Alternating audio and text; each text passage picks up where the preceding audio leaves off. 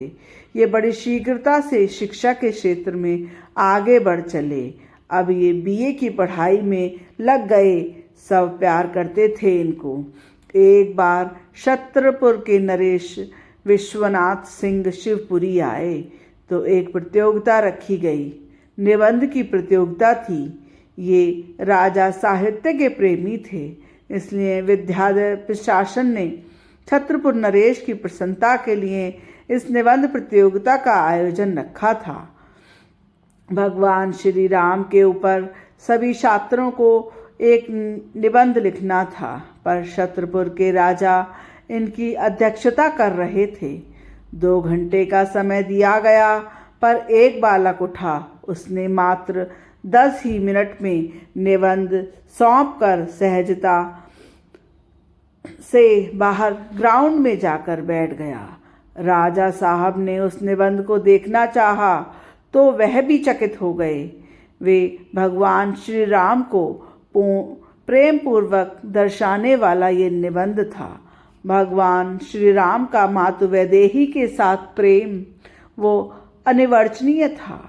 धनुष भंग से लेकर विवाह, फिर वनवास, रावण वध आदि, उत्तर में मातु वैदेही का परित्याग, ये भी दिव्य प्रेम के कारण ही हुआ था। भगवान श्री राम का प्रेम स्वरूप है। इसी निबंध ने भोलानाथ की लेखनी को ऊंचाई दे दी। छतरपुर के राजा इतने प्रभावित हुए भोलानाथ से कि उन्होंने छतरपुर में ही चलने का आग्रह किया। भोलानाथ तो भोले थे, ये सिर्फ प्रेम का महत्व ही जानते थे, प्रेम को महत्व देते थे, इसलिए राजा के साथ चल दिए। राजा विश्वनाथ भोलानाथ के साथ समय व्यतीत करते अपनी समृद्ध पुस्तकालय का अध्यक्ष भोलानाथ को बना दिया था। पुस्तकालय में भक्ति से संबंधित बहुत ग्रंथ थे। भोलानाथ को तो यही चाहिए था। वो पढ़ने लगा भक्ति ग्रंथों को। उसे रस आ रहा था, अभी तो मुख्य रस बाकी था। भक्ति ग्रंथ को पढ़ते हुए जब भोलानाथ रसोपासना में प्रवेश करने लगा और उसके हाथों में आ गया एक हित 84 श्री राधा सुधा निधि 42 लीला गीत गोविंद, आह! भोलानाथ के भीतर तो प्रेम की पीड़ थी और वो उभरने लगी। उसे अज्ञात से प्रेम होने लगा। बचपन में स्थिति जैसी इसकी हुई थी, पर वो बचपन था। अब बड़े होने के बाद शिक्षा के प्रति स्पर्धा में उत्तीर्ण हो गया। रात दिन एक करके विद्या अध्ययन करता रहता। इन सब के चलते चलते उसके हृदय का भाव कहीं दब गया। पर आज भोलानाथ रसोपासना के ग्रंथों को पढ़ते हुए सखी भाव पर रुक गए थे। सखी भाव? भोलानाथ के देह में सिहरन सी उठने लगी। सहचरी, ये वो भाव है जहाँ कुछ नहीं चाहिए, कुछ भी नहीं, तुम भी नहीं, मैं भी नहीं, अद्भुत, अनुपम। अभी तक गोपी भाव को सर्वोच्च माना जाता था, पर वृंदावन के रसोपासना ने एक अद्भुत भाव दे दिया। सहचरी भाव, स्व सुख का पूर्ण त्याग। तुम हमें भी न मिलो, पर जिससे मिलकर तुम्हें अच्छा लगे उससे तुम मिलो। इससे मिलकर तुम प्रसन्न रहो। विचार करता रहा। श्री राधा सुधा निधि का पढ़ते हुए भोलानाथ गोपियों की कामना ये तो है कि प्यारे तुम मुझे आलिंगन करो, पर सखी भाव इसको भी स्वसुख मानती हैं, इसलिए इसका भी त्याग है। भोलानाथ विद्वान था, अब परम विद्वान, चिंतन करता, गहन दृष्टि थी उसकी। स्वर्गलोक, फिर सत्यलोक, फिर ब्रह्मलोक, बैकुंठ लोक उसी के आसपास है। मेरा गोलोक और साकेत, इसके ऊपर निकुंज, दिव्य निकुंज। वो भोलानाथ भावना में चलता जाता निकुंज, पर वहाँ तो प्रवेश ही नहीं है पुरुष का। भोलानाथ रुक जाता है। क्या यहाँ प्रवेश के लिए मुझे सखी बनना पड़ेगा? वो विचलित सा हुआ। पर पुरुष तो एकमात्र श्री कृष्ण है। भोला शास्त्र के मर्मज्ञ को समझने का प्रयास करता रहा। हम समस्त जीव उनकी सखियां ही तो हैं। भोला आनंदित हुआ, नाचने लगा, पर अभी भी ये रस की उपासना से दूर था। ये पढ़ता इसने रस की उपासना के समस्त ग्रंथों को पढ़ लिया। श्री निम्बार्क संप्रदाय की वाणियाँ, श्री स्वामी हरिदास जी की वाणियाँ, अब इनके साथ श्री राधा बल्लभ संप्रदाय की वाणियों की समालोचना करने लगा। तो 2 दिन 2 रात तक ये सोया नहीं, पुस्तकालय में बैठा रहा, पढ़ता रहा। सखी भाव क्या है? रसोपासना क्या है? रस क्या है? रास कैसे बनता है? उस रस की प्राप्ति कैसे होगी? ऐसे अनंत प्रश्न उठ रहे थे। सिर दुखने लगा भोलानाथ का। ग्रंथों को रखते हुए उसने अंगड़ाई ली और जैसे ही उसके मुख से निकला राधा, उसके देह में मानो कंपन होने लगा। वो फिर बोला राधा, उसे बहुत अच्छा लगा।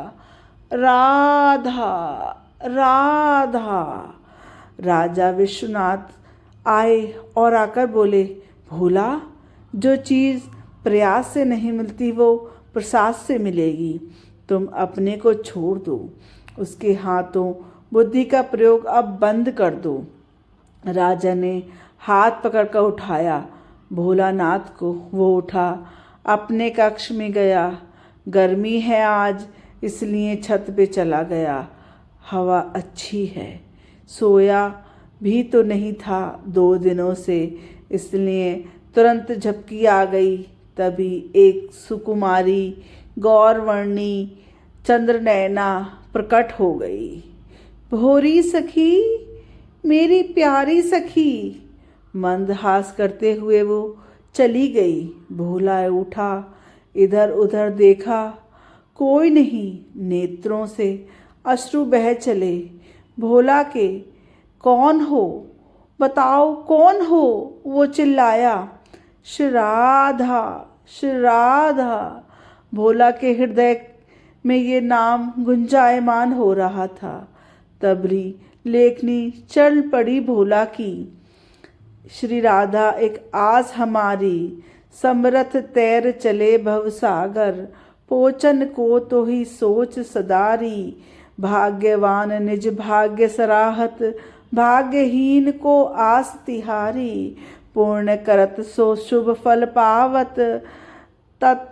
पतितन को तू पावन प्यारी, भोरी भाग्यहीन अति खोटी। सबल स्वामिनी सिर पर प्यारी। ये लिखते हुए हिचकियों से भोलानाथ रोता रहा। सब नातों में तुम सो मानत, नहीं कबहु को हंसी तुम्हारी। हों की नहीं मोह जानत, कबहु न मैं गुण बरनत तुम्हरे।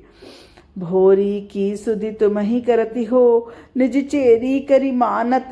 छतरपुर की पहाड़ियों में बैठकर भोला अब भाव जगत के निकुंज में चले जाते हैं। देखो प्यारी, ये है श्री वृंदावन की शोभा, कितनी दिव्य। इधर देखो वो मोर, नहीं माँ देखूं मोर को नृत्य। व लालन में कितने फूल खिले हैं। प्यारी जू, फूलन के भार सो लताओं छुकी जा रही हैं। श्याम सुंदर बोल रहे हैं, हे प्राण प्रिया को एकांत में श्रीवन की शोभा दिखा रहे हैं। पर ये क्या, श्री राधा जी का ध्यान नहीं है श्याम सुंदर की बातों पर। न आज उनकी रुचि है। वो कुछ अनमनी सी कभी रुककर चारों ओर देखती और कभी श्याम सुंदर के साथ चल देती। श्याम सुंदर अति प्रसन्न हैं। उनके मुखमंडल पर अति प्रसन्नता स्पष्ट दिखाई देती है। मैं आपसे बतिया रहा हूँ, पर आप मेरी बातन में ध्यान नहीं दे रही, चारों ओर देख रही हो। सखियां कहाँ हैं? श्री राधा जी जानना चाहती हैं। श्याम सुंदर को अब स्पष्ट बात पता चली। मैं ही सखियन को कहीं और भेज दियो है। क्यों? गंभीर मुद्रा में श्री जी ने पूछा। क्योंकि मैं एकांत में आपसे विहार करना चाहूँ हूँ प्यारी जू। श्याम सुंदर जब श्री राधा जी का हाथ पकड़कर आगे ले चले तब श्री राधिका जी बैठ गईं। उनके नेत्रों से अश्रुधार बहने लगी। ये सब एकाएक हुआ था, इसलिए श्याम सुंदर समझ नहीं पाए कि वो बैठे। क्या हुआ प्यारी, क्यों इतनी अधीर हो? प्रियतम, हमारी सखियां हमसे कितना प्रेम करती हैं, एक क्षण को भी हमसे दूर नहीं रहती। प्यारे, रात्रि में हम दोनों सो जाते हैं पर वो नहीं सोती। निकुंज के रंधन में सोते हुए हम दोनों को निहारती रहती हैं। हमें क्या प्रिय है क्या अप्रिय है, इसकी सावधानी से पालन करती हैं। इसके लिए हमें प्राणों को वार कर सेवा में उनको नछावर कर देती हैं। राधे राधे प्रिय भक्तों, इसके आगे की कथा का वर्णन हम अगले अध्याय में करेंगे। जय श्री राधे।